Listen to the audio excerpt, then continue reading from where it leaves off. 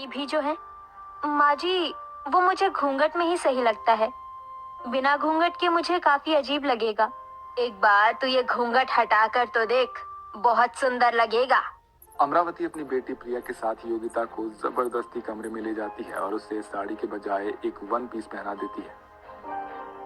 वाह भाभी, आप कितनी हॉट लग रही हो। माँ जी, प्रिया, मुझे इस ड्रेस में बहुत अजीब लग रहा है।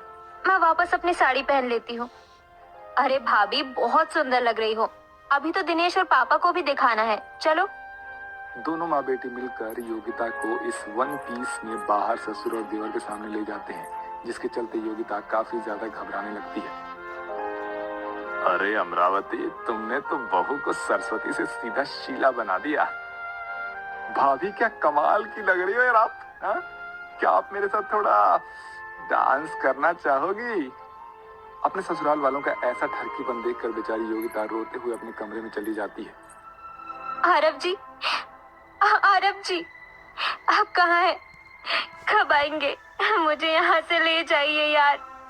ऐसे लोगों के बीच में नहीं रह सकती। प्लीज मुझे यहाँ से ले जाइए।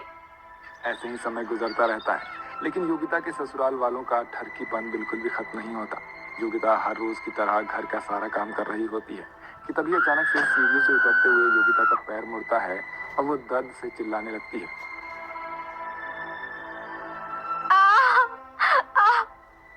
योगिता के चिल्लाने की आवाज सुनकर योगिता का देवर दिनेश भागा भागा सीढ़ियों के पास आता है। अरे भाभी, आप ठीक तो है ना? मतलब आप गिरी कैसे? आपके पैर में मोच आ गई है क्या? चलिए, मैं आपको उठाकर कमरे में ले चलता हूँ। नहीं दिनेश, मैं ठीक हूँ। मैं अपने आप कमरे में जा सकती हूँ। अरे भाभी, आप तो ऐसे कह रही हो जैसे मैं आपको गोदी में उठाकर सुहाग रात की सेज पर ले जा रहा हूँ। अरे बस आपके कमरे तक ही तो ले जा रहा हूँ। चलिए, अब मुंह बंद कीजिए और सीधे अपने कमरे में चलिए। योगिता के बार बार मना करने पर दिनेश उसे जबरदस्ती गोद में उठा लेता है, जिसके चलते अब योगिता अपने गुस्से पर काबू नहीं रख पाती और दिनेश पर चिल्लाने लगती है। नीचे उतारो, मुझे नीचे उतारो। तुम्हारी हिम्मत कैसे हुई मुझे गोद में उठाने की? नीचे उतारो मुझे। योगिता के चिल्लाने की आवाज सुनकर घर के बाकी सारे के सारे मेंबर्स हॉल में आ जाते हैं। अरे क्या हुआ बहू, तू चिल्ला क्यों रही है? और दिनेश, तूने ऐसे बहू को गोद में क्यों उठा रखा है?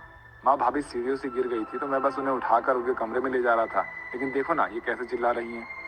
कमरे तक ही तो ले जा रहा था, हैं? इसमें इतना गुस्सा करने वाली कौन सी बात है? अगर तू नहीं चाहती है कि दिनेश तुझे कमरे में ले जाए तो तू मुझे बुला लेती। अरे बस भी करिए आप लोग, कितने ठरकी लोग हैं आप। ठरकीपन की भी हद होती है, लेकिन आपने तो सारी हद ही पार कर ली है। और तुम मुझे नीचे उतार रहे हो या नहीं? योगिता इतना बोल ही रही होती है कि तभी अचानक से आरव आ जाता है। अपने भाई को देखकर दिनेश योगिता को नीचे छोड़ देता है। तभी योगिता आरव के पास जाती है और उसे गले लगकर रोने लगती है। क्या हो रहा है ये सब योगिता? और तुम रो क्यों रही हो? आरव, मुझे यहाँ से ले जाओ। मैं अपने इस ठरकी ससुराल में नहीं रह सकती। सारे के सारे लोग ठरकी हैं। हर वक्त मुझसे डबल मीनिंग में बातें करते हैं, ना जाने क्या क्या कहते हैं। और आज तो तुम्हारे भाई ने मुझे अपने गोद में उठा लिया।